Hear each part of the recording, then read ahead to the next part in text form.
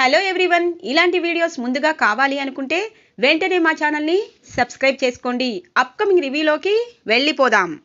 Episode start అవ్వగానే ప్రభావతి రోహిణి వాళ్ళ మామయ్య మలేషియా నుండి వస్తున్నాడని ఇల్లంతా నీటిగా సర్ది అలాగే చాలా రుచిగా వంటలు చేయమని హడావుడి చేస్తూ మీనాకి చెప్తూ ఉంటుంది. ఇంతలో రోహిణి ప్రభావతి దగ్గరికి వస్తుంది. ఆంటీ, ఇంకాసేపట్లో మా మామయ్య ఇక్కడికి రాబోతున్నారు అనగానే, ఇంకా ఇక్కడున్నావేంటమ్మా, పద పద అని చెప్పి మనోజ్, రోహిణి, ప్రభావతి గుమ్మం ముందు నించుని ఇక వెళ్తున్న కార్లన్నీ చూస్తూ, ఇదేనా మీ మామయ్య కారు అని అడుగుతూ ఉంటుంది ప్రభావతి. ఇక రోహిణి టెన్షన్ పడుతూ, ఈ మటన్ కొట్టే మాణిక్యం ఎలా వస్తాడో ఏమో, గంగిరెద్దులా వస్తే బాలు కనిపెట్టేస్తాడు అని చెప్పి అనుకుంటూ ఉంటుంది రోహిణి మనసులో. అమ్మ రోహిణి, వచ్చి చాలాసేపు అయింది, కానీ మీ మామయ్య ఇంకా రాలేదు అని చెప్పి అంటూ ఉంటుంది ప్రభావతి. ఇంతలో ఇక బాలుతో సహా కుటుంబ సభ్యులందరూ బయటికి వస్తారు. పార్లరమ్మ, ఏడి మీ మలేషియా మామయ్య ఏడి, వచ్చి ఇక్కడ అరగంట అయింది, మమ్మీ ఏడి అనగానే, ఒరే బాలు, నాకేం తెలుసు అని అంటుంది ప్రభావతి. నువ్వు పొద్దున్నుండి హడావుడి మొదలుపెట్టావు కదా, ఇంకా వీళ్ళ మామయ్య ఎందుకు రాలేదు అనగానే, నువ్వు ఎక్కడికో వెళ్తానన్నావు, వెళ్ళు అని అంటుంది ప్రభావతి. ఇంతలో మటన్ మాణిక్యం పరుగు పరుగున వచ్చి కుడిత తొట్లో పడతాడు. ఇక ఒక్కసారిగా అందరూ షాక్ అయిపోతారు. ఇక రోహిణి ఆ మటన్ మాణిక్యాన్ని చూసి, మామయ్య అని అంటుంది. ఇతనేనా మీ మామయ్య అని అంటుంది ఇక ప్రభావతి. అంటే మలేషియా నుండి సరాసరి కుడిత తాగడానికి మీ మామయ్య వచ్చాడా పార్లరమ్మా అని అంటారు బాలు. బాలు, మా మామయ్యని అలా అంటావేంటి అనగానే, మనోజ్, మా మామయ్య కుడిత తొట్లో పడిపోయాడు, హెల్ప్ చెయ్యి అని అంటుంది రోహిణి. ఇద్దరూ కలిసి ఆ మటన్ కొట్టే మాణిక్యాన్ని పైకి లేపుతారు. ఇక జోబోలు నిండా ఇక ఈ కుడితే ఉండడంతో బాలు తన్ని ఎగాదిగా చూస్తూ, అన్నట్టు కుడిత తొట్లో సరసరి వచ్చి పడ్డారేంటి, మీ మలేషియాలో కుడిత తొట్లుండవా అనగానే, కుడిత తొట్టులో మాకు మలేషియాలో ఉంటాయి, కానీ ఇంత రుచిగా ఉండవు అనగానే, ఓ మీకు ఈ కుడిత బాగా నచ్చిందన్నమాట అనగానే, దీనిలో ఇంకా కూరగాయలు తరిగేస్తే మేకలు అలాగే గొర్రెలు బాగా తింటాయి అనగానే ఇక రోహిణికి అర్థమవుతుంది. మామయ్య ఎలా ఉన్నావు? అయ్యో, రావడంతోనే నువ్వు ఈ కుడిత తొట్టులో పడ్డావు, ఫ్రెష్ అవుదురా మామయ్య అని అంటుంది రోహిణి. అవునవును అని చెప్పి ఇక లోపలికి వెళ్ళిపోతారు ఇక మటన్ మాణిక్యం. ఇటువైపు ప్రభావతి, అందరూ అతన్ని వింతగా చూస్తూ ఉంటారు. ఇటువైపు మనోజ్, అయ్యో పాపం, రావడంతోనే ఈ తొట్టులో పడ్డాడు. ఒరే బాలు, నువ్వేమైనా అరటి తొక్క వేసావా బయట అని అంటారు మనోజ్. వేశాను, అలాగే పార్లరమ్మ మామయ్య వస్తాడని కలగన్నానా, కానీ గంగిరెద్దులా ఉన్నాడు అని అంటారు బాలు. ఇక మీనా సైగ చేస్తుంది ఇక బాలుకి, ఉష్ అని. సరే అని అంటారు. ఇక మటన్ మాణిక్యం ఫ్రెష్ అయి బయటికి వస్తారు. మామయ్య, డాడీ ఎలా ఉన్నారు? డాడీ ఇంకా నన్ను చూడ్డానికి రాలేదా అని అంటుంది. చూడమ్మా, మీ డాడీకి చాలా అంటే చాలా బిజీ, నేను వచ్చాను కదా, అలాగే నీకు సారే చీర కూడా పెట్టమని పంపించారు, అవి కూడా తెచ్చాను అనగానే, అయ్యో దానికోసం అడగలేదండి, రోహిణి తరపు బంధువులు మీరే కదా, మేనమామ తండ్రితో సమానమంటారు, మీరు వచ్చినందుకు మాకు చాలా సంతోషంగా ఉంది అని చెప్పి అంటూ ఉంటుంది. ఇక రోహిణి తన కుటుంబ సభ్యులందరినీ పరిచయం చేస్తుంది. ఇక బాలుని చూపిస్తూ, మా బాలు అని చెప్పగానే బాలు తన్ని దగ్గర నుండి చూస్తారు. నిన్ను ఎక్కడో చూసినట్టున్నాను అనగానే, నేను కూడా అని అంటారు మటన్ మాణిక్యం. అమ్మో, ఈ మటన్ మాణిక్యమే బయట పెడతాడేమో అని చెప్పి, మా మామయ్య మలేషియాలో ఉంటాడు బాలు, నువ్వెప్పుడు చూసుండవు, ఈ మధ్య మలేషియా వాళ్ళలాగా చాలామంది రెడీ అవుతున్నారు, వాళ్ళు అనుకుని ఉంటావులే అని అంటుంది రోహిణి. ఇక రోహిణి తరపు సారే చీరలు చూస్తుంది ప్రభావతి. తనకి మాత్రం ఏమాత్రం నచ్చదు. ఇదేంటమ్మా, మీ నాన్న అక్కడ పెద్ద బిజినెస్ చేస్తున్నాడు, ఏకైక వారసురాలు నువ్వే, కానీ ఇంత చిన్న సారే అనగానే ఇంతలో సత్యమంటారు. ప్రభావతి, ఏంటి, కోడలు సారి తీసుకురావాలని కోడలి తరపు బంగారం కట్నం రావాలని కోరుకోలేదు, తన తరపు బంధువులు కూడా ఉంటే ఎప్పుడైనా పండక్కైనా పున్నానికైనా ఇప్పుడు మనం మన అమ్మ వాళ్ళ ఇంటికి వచ్చినట్టు తన బంధువుల ఇంటికి వెళ్తుందన్న ఒక ఆశ, అంతేగాని తన కట్నాలు కానుకలు తేవాలని ఎప్పుడూ అనలేదు. చూడండి, ఆమె ఎప్పుడూ అలాగే మాట్లాడుతుంది. అలాగే మీరు వచ్చారు, తన నాన్నగారు కూడా వచ్చి మాతో ప్రశాంతంగా మాట్లాడితే మా కుటుంబ పరిస్థితి తనకి చెప్పి తన కూతురు తప్పు చేయలేదని ఒప్పిస్తాము అని అంటారు సత్యం. సరే సరే అని చెప్పి అంటారు మాణిక్యం. ఇంతలో ప్రభావతి, మీనా వంటలు ఎక్కడి వరకు వచ్చాయి? నాటుకోడి, మటన్ కూర ఇవన్నీ వీడు తెచ్చాడా అనగానే, అమ్మ ప్రభావతి, కోటీశ్వరరాలు, నేను ఇప్పుడు వెళ్తున్నాను. మటన్ షాపులన్నీ ఈరోజు బంద్ పెట్టినట్టున్నాయి అనగానే, అవును ఎందుకంటే అని అంటారు ఇటువైపు కరెక్ట్గా మటన్ మాణిక్యం. నీకెలా తెలుసు అనగానే, మామయ్య ఎందుకు మటన్ కోసం మాట్లాడతావు? నీకు మటన్ అంటే చాలా ఇష్టమని మాకు తెలుసు అని అంటుంది రోహిణి. అవునా అమ్మా? ఒరే బాలు, 2 కేజీలు మటన్ తీసుకురా, బోన్స్ వేరేగా తీసుకురా, పులుసు పెడతాము. అలాగే రోహిణి వాళ్ళ నాన్నగారు అలాగే వచ్చేటప్పుడు బోల్డంత డబ్బులు తీసుకొని వస్తారు అనగానే, నీకు వెనక ముందు డబ్బు తప్పించి ఏమీ తెలీదు కోట్లావతి అని అంటారు బాలు. సరే సరే మటన్కి వెళ్తున్నాను అని చెప్పి బయటికి వెళ్తారు ఇక బాలు. ఇక రోహిణి ఊపిరి పీల్చుకుంటుంది. అమ్మయ్య, మా మావయ్య అని అందరూ నమ్మేశారు. ఇక్కడ ఒక 2 రోజులు ఉంటే వెళ్ళిపోతారు. ఇక నాకు మీ తరపు వాళ్ళు ఎవరు ఉన్నారని ఇంకెవ్వరూ అడగరు. పోతే 1,00,000 రూపాయలు పోయాయి. కానీ లేని మావయ్యని ఉన్నట్టు మలేషియా నుండి రప్పించాను. రోహిణి, ఇలాగే కొన్ని రోజులు నమ్మించు అని చెప్పి మనసులో అనుకుంటుంది రోహిణి. ఇది ఇలా ఉండగా రాజేష్, బాలు ఇక కళ్ళు తాగడానికి వెళ్తూ ఉంటారు ఇక ఊరి చెరువు పొలం దగ్గరికి. ఇంతలో ఇటువైపు నుండి మటన్ మాణిక్యం కనిపిస్తారు. ఏంటి, మీరు మాతో పాటు వస్తారా? అయినా మీరు మలేషియా నుండి వచ్చారు కదా, ఇక్కడ కళ్ళు అలాంటివి తాగరు కదా అనగానే, అయ్యో అయ్యంటే నా ప్రాణం. ఇక్కడికి వచ్చాక అలాంటివి తాగకపోతే ఇంకెందుకు, పదండి పదండి అని అంటారు. పోన్లేరా, మలేషియా నుండి వచ్చాడు కదా, ఇక్కడ కళ్ళు గురించి పూర్తిగా తెలుసుకొని వద్దనుకుంటాడులే ఆ కళ్ళులో అని అంటారు రాజేష్. సరే కళ్ళే ఆయనకిద్దాము అని చెప్పి అంటారు బాలు.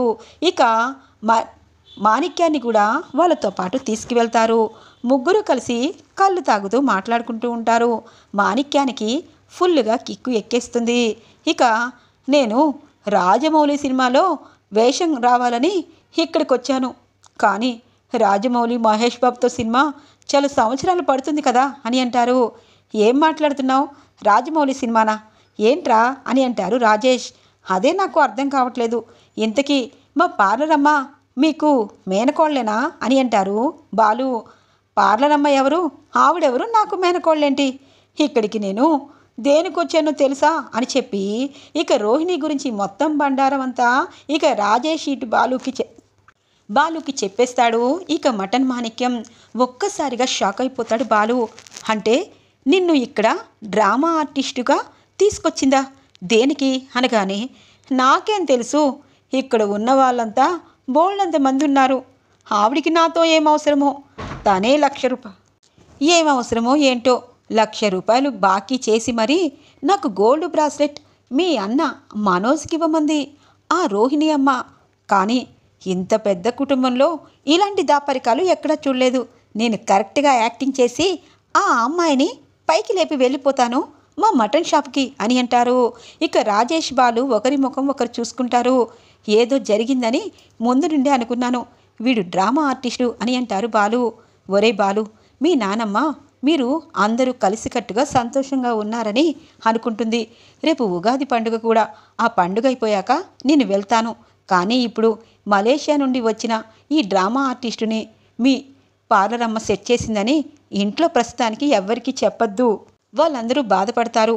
పాపం మీ నానమ్మ వయసు అయిపోతుంది. ఇలాంటి నిజాలన్నీ తెలిస్తే తన గుండె తట్టుకోలేదు, తను అందరికీ మంచి చేయాలనుకుంటుంది అనగానే, నిజమేరా, తాగిన కళ్ళంతా దిగిపోయింది. అయినా పార్లరమ్మ ఎందుకు ఇలా డ్రామా ఆర్టిస్ట్ని తీసుకొచ్చి మా ముందు తన మలేషియా నుండి గొప్పలు చెప్పుకుంటుంది? అసలు తన వెనకాల ఏముంటుంది అని చెప్పి అంటారు బాలు. ఏమోరా, ఎవరికి తెలుసు. ఇప్పుడు మీ మనోజ్ అన్నయ్యకి భార్య, నీకు వదిన. మనోజ్ని ఇష్టపడి మరీ ప్రేమించి ఇలా అబద్ధాలు చెప్పి పెళ్లి చేసుకుంది. మనోజ్ విషయంలో తను ప్రేమగానే ఉంటుంది కదా, వాళ్ళిద్దరికీ అభ్యంతరం లేకపోతే నువ్వెందుకు నిజం తెలిసినా చెప్పడం అని అంటారు. సరేలేరా, ఎందుకంటే పార్లరమ్మ మా వాడిని బాగా ప్రేమగానే చూసుకుంటుంది, కానీ నా కడుపులో ఏదున్నా బయటికి కక్కేస్తాను కదా అని అంటారు. అదేరా, ఎప్పుడు ఏం చెప్పాలో అదే చెప్పాలి. ఇప్పుడు ఈ ఇంట్లో పండుగ జరుగుతుంది రేపు. ఇక ఈరోజు ఇలాంటివి చేస్తే ఇదే దానిలో ఉంటుంది సంవత్సరం అంతా. ఉగాది పండక్కి అంత పవర్ ఉంటుంది అని అంటారు. సరే సరే మలేషియా మామయ్య పదండి అని చెప్పి బాలు ఇక మలేషియా మామయ్యని అలాగే రాజేష్ని ఇంటికి తీసుకుని వస్తారు.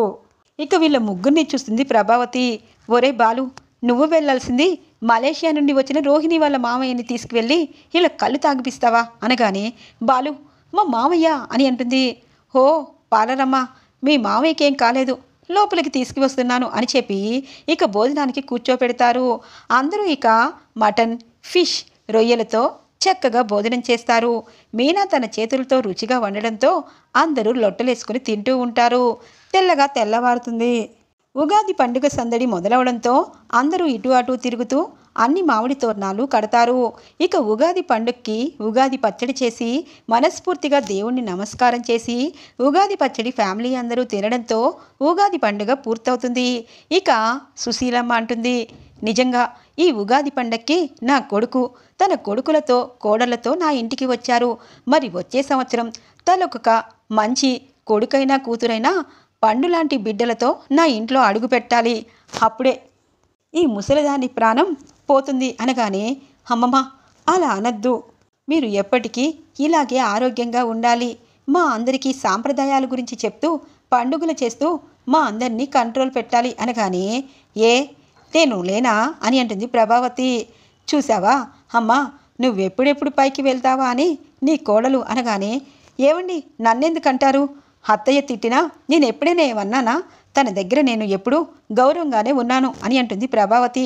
సరే ఇప్పుడు చెప్తాను, ముగ్గురు కోడళ్ళకి పెళ్ళైపోయాయి, కానీ ముగ్గురు కోడల్లో ఎప్పుడు ఎవరు నెల తప్పుతారో నాకు తెలీదు. కానీ ఎవరు ముందుగా ఈ ఇంటికి వారసునిస్తారో వాళ్ళకి నా నగలని ఇక్కడున్న ఆస్తిని ఇస్తాను అనగానే ఇంతలో శృతి అంటుంది, గ్రాని నాకు ఇప్పుడే పిల్లలొద్దు, మేము వద్దనుకుంటున్నాము, నీ ఆస్తి కూడా నాకొద్దు అనగానే అవునే మరి, నువ్వు కోటీశ్వరరాలు కదా, నా ఆస్తి నీకేమవుతుంది, కనీసం మనవణ్ణి కూడా ఇవ్వనంటున్నావు అనగానే అమ్మమ్మ ఇంకొక విషయం తెలుసా, రవి హోటల్ పెట్టి నేను డబ్బింగ్ స్టూడియో పెట్టేదాకా మాకు పిల్లలు వద్దనుకుంటున్నాము. మధ్యలో ఇప్పుడు వారసులను ఇవ్వాలంటే అవన్నీ పెండింగ్ అవుతాయి అనగానే అయ్యో రామచంద్ర, అప్పుడు మాలాంటి వారు ఇలాంటివేమీ పట్టించుకోకుండా పిల్లలకు అన్నాము, మీరు ఇవన్నీ పట్టించుకొని ఒకవేళ అప్పుడు పిల్లలు లేకపోతే బాధపడతారు అనగానే అదేం కాదులే గ్రాని అని అంటుంది శృతి. ఇక రోహిణి అమ్మమ్మ అనగానే అమ్మ నువ్వు ఒకవేళ నేను ఇచ్చినా మీ నాన్న మీ మావయ్య కోటీశ్వర్లు మలేషియాలో బిజినెస్ చేస్తున్నారు, అవన్నీ నీకే ఉంటాయి. అలాంటప్పుడు నా బంగారంతో మా ఆస్తితో నీకేం సంబంధం ఉంటుంది, అందుకే మీనాకే ఇస్తాను, మీనా బాలుకి ఖచ్చితంగా నా ఆస్తిని నా బంగారాన్ని ఇస్తాను అని అంటుంది ఇక సుశీలమ్మ. కరెక్ట్గా అప్పుడే మీనాకి కడుపులో తిప్పినట్టు వాంతి చేసుకోవడానికి బయటికి వెళ్తుంది. ఇదేంటి ఈరోజు మటన్, ఫిష్ అన్నీ చేసింది కదా, బాగా తినుంటుంది అని అంటుంది ప్రభావతి. అమ్మ ప్రభావతి, ఆ పని చేసేది నువ్వు, నా పెళ్ళం అలాంటివి చేస్తే నీలాగే ఉండేది అని అంటారు బాలు. పెళ్ళాన్ని ఏమీ అననివ్వడు కదా అనగానే ఇంతలో మీనా దగ్గరికి వస్తారు బాలు. ఏమైంది మీనా, దేనికోసం అని అంటారు. ఏమోనండి, నాకు కళ్ళు తిరుగుతున్నట్టు అనిపిస్తున్నాయి. అలాగే అనగానే ఇంతలో సుశీలమ్మ వస్తుంది. ఒరే బడుద్దాయ్, పెళ్ళం కడుపుతో ఉన్న సంగతి కూడా మొగుడికి తెలియకపోవడం అంటే నీకే చూశాను, వెళ్ళి ఊళ్ళో ఉన్న ఆర్ఎంపీ డాక్టర్ని తీసుకురా, మన పక్కనే ఉంటారు అనగానే సరేనానమ్మా అని చెప్పి ఇక బాలు అక్కడున్న నర్సుని తీసుకొని వస్తాడు. నర్స్ మీనాని చెక్ చేస్తుంది. ఇక బయటికి వస్తుంది. ఏంటి ఈ ఊరికి రాగానే మీ భార్య నెల తప్పింది అనగానే ఒక్కసారిగా బాలు షాక్ అయిపోతారు. ఇక సత్యం ఇటువైపు అందరూ చాలా సంతోషపడుతూ ఉంటారు. మీనా కంగ్రాచ్యులేషన్ అని శృతి, వదిన కంగ్రాచ్యులేషన్ అని చెప్పి ఇక చాలా అంటే చాలా హ్యాపీగా ఫీల్ అవుతారు. రోహిణి, మనోజ్ డల్గా ఉంటారు. ఇక ప్రభావతి, అమ్మో ఈ మీనా నిజం చెప్పాలంటే అత్తయ్య నగలు 7 వారాల నగలు చాలా డబ్బులుంటాయి, కానీ నెల తప్పినోళ్ళకే అనింది, కానీ ఇప్పుడు మీనా నెల తప్పింది. మనోజ్ వాళ్ళు నెల తప్పితే రోహిణికి ఇచ్చేవాళ్ళేమో, రోహిణికి ఎలాగో నచ్చదు కాబట్టి నాకు ఇచ్చేది అని అనుకుంటుంది ప్రభావతి. సుశీలమ్మ ఆనందానికి అవధులు లేకుండా ఉంటాయి. బాలు మీనాను చూస్తారు. మీనా నా పూలగంప, ఇప్పుడు నువ్వు తల్లివి కాబోతున్నావా, నాకెంత సంతోషంగా ఉందో తెలుసా? ఏ మగవాడికైనా భార్య పిల్లలు కంటుంది అంటే ఆ భర్తకి ఎంతో ఆనందంగా ఉంటుంది. మీనా, ఇప్పుడు నిన్ను తిప్పచ్చా అనగానే, ఒరే బడుద్దాయ్, తిప్పద్దు, నా ముది మనవడు ఇదిగో మీనా కడుపులో ఉన్నాడు అని చెప్పి అంటూ ఉంటుంది సుశీలమ్మ. ఇక చాలా ఆనందపడిపోతూ ఉంటారు సత్యం. ఇక బాలు అంటారు, మీనా నువ్వు ఒక్క పని కూడా చెయ్యొద్దు, అంతా ఇదిగో మా అమ్మ ఎవరైనా పని మనిషి 2 కోడలు చేస్తారు. నిన్ను పని చేయించి నా బిడ్డకు కూడా తను పెరగనివ్వదు అనగానే, హాలు లేదు చూలు లేదు, ఇప్పుడే కదరా కడుపుతో ఉంది అని అంటుంది ప్రభావతి. ఏమండి, ఈ రోజుల్లో అవేమీ ఉండవు. మనం చక్కగా పని చేసుకొని కడుపు నిండా తింటే చక్కగా డెలివరీలు అవుతాయి. పని చేస్తేనే ప్రమాదం అని ఎందుకు అనుకుంటారు అని అంటుంది. ఇక సుశీలమ్మ, అవునరా, మా కాలంలో రేపు కంటామనగా ఈరోజు పనులు చేసిన సందర్భం ఉంది. అలాగని విపరీతమైన పనులేం చేయక్కర్లేదు. ఇక తను నడుచుకుంటూ ఏదైనా పని చేసుకోవచ్చు, తనకి నిద్రపోతే నిద్రపోవచ్చు అని అంటూ ఉంటారు. ఇక ఉగాది పండుగ అవడంతో రెండో రోజు సత్యం కుటుంబం తన ఇంటికి బయలుదేరడానికి అన్నీ సిద్ధం చేసుకుంటారు. ఇక సుశీలమ్మకి బాధ అనిపిస్తుంది. ఇన్ని రోజులు ఈ ఇల్లు కలకలలాడుతూ చాలా సంతోషంగా ఉంది. ఇప్పుడు నా కొడుకు తన కోడళ్లతో తన భార్యతో తన ఇంటికి వెళ్ళిపోతున్నాడు. ఏ తల్లికైనా ఇంటి నుండి కొడుకులు కోడలు వెళ్ళిపోతే మనసు భారంగా ఉంటుంది. మళ్ళీ ఇలాంటి రోజు కోసం ఎదురు చూస్తాను అనగానే, అమ్మా నాకు ఈ పల్లెటూరి వాతావరణం చాలా ఇష్టం, కానీ మనం కన్న పిల్లలకి ఇష్టం ఉండాలి కదా అని అంటారు సత్యం. సరే, నేను ప్రతి సంవత్సరం ఇలాగే బాధపడతాను. అమ్మ మీనా, జాగ్రత్తగా ఉండు. అలాగే నా కోడలు నీకు పని చెప్తుంది, నువ్వు మొహమాటానికి పోయి పని చేసేవు. ఎప్పుడైనా జాగ్రత్తగా ఉండాలి.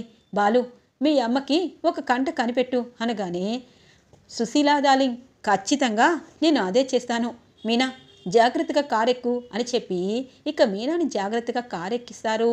ఇక సుశీలమ్మ ఇంటి నుండి పసలపూడి నుండి ఇక తన ఇంటికి చేరుకోబోతున్నారు సత్యం కుటుంబం. ఇక ఇంటికి రావడంతోనే బాలు ప్రభావతి పూల షాప్ మూయబడిందన్న బోర్డు తీస్తారు. నాయనా, ఇప్పుడే వచ్చాం కదా, నీ పెళ్ళం కడుపుతో ఉంది కదా, బరువులు మోయకూడదు నించోకూడదని చెప్తున్నారు కదా, ఇప్పుడు ఈ పూల కొట్టు అవసరమా అనగానే, అవసరమే కోట్లవతి, ఎందుకంటే నీ కొడుకు మనోజ్ ఖాళీగా ఉన్నాడు కదా, కనీసం మీనా పనైనా చేస్తే ఇంట్లో కొంచెం బాగుంటుందని అని అంటారు బాలు.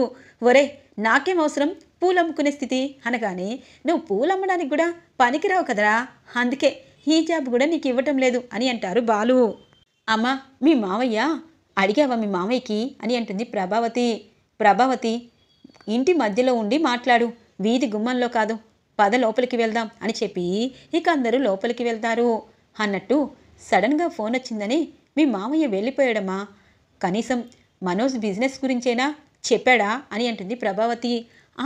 చెప్పానంటీ, కానీ ఒక 3 నెలల తర్వాత డాడీ ఇక్కడికి వచ్చి బిజినెస్లన్నీ మనోజ్కి అప్పగిస్తానన్నారు. అప్పటిదాకా తను ఏ సాయం చేయలేనన్నారు.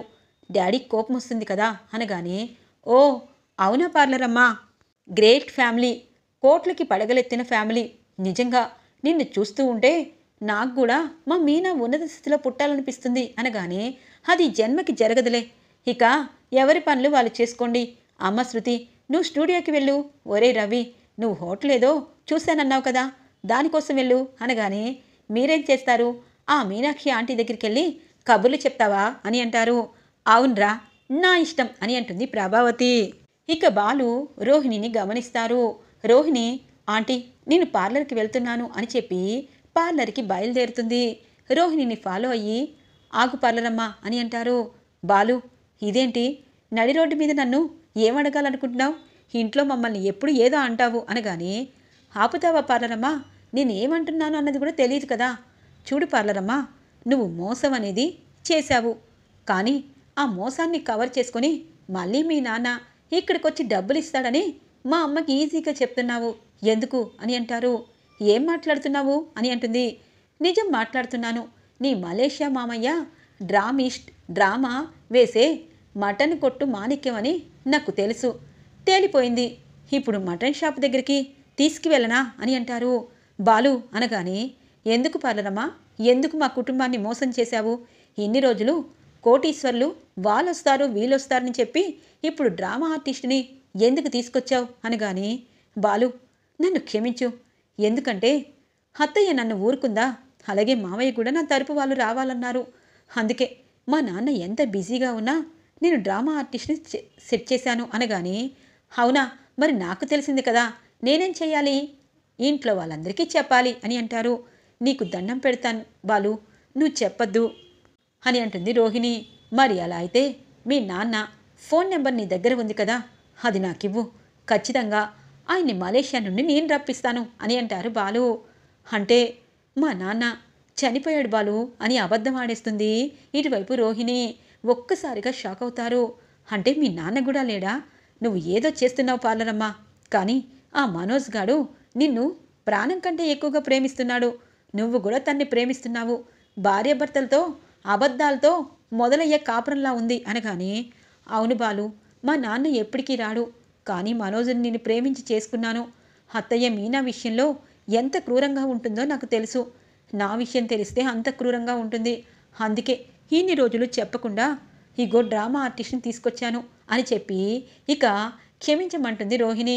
పార్లరమ్మ, నాకు ఏం తెలిసినా అది బయటికి చెప్తాను, కానీ మనోజ్ విషయంలో బయటికి చెప్పలేదంటే వాడికి నువ్వే కరెక్ట్, మా అమ్మకు కూడా నువ్వే కరెక్ట్. ఇలా మోసాలు చేస్తూ అబద్ధాలు ఆడితే మా అమ్మకి చాలా ఇష్టం. సరే, కానీ మా నాన్నని మోసం చేస్తున్నారు కదా, అందుకే అతి త్వరలో నువ్వు నిజం బయట పెడితే అంత మంచిది అని చెప్పి వెళ్ళిపోతారు బాలు. ఇక రోహిణి ఆలోచనలో పడుతుంది. ఈరోజు ఎపిసోడ్ ఇలా ఇంట్రెస్టింగ్గా ఎండ్ అవుతుంది ఫ్రెండ్స్. రాబోయే ఎపిసోడ్స్ కోసం మా ఛానల్ని సబ్స్క్రైబ్ చేసుకోండి. Thanks for watching friends.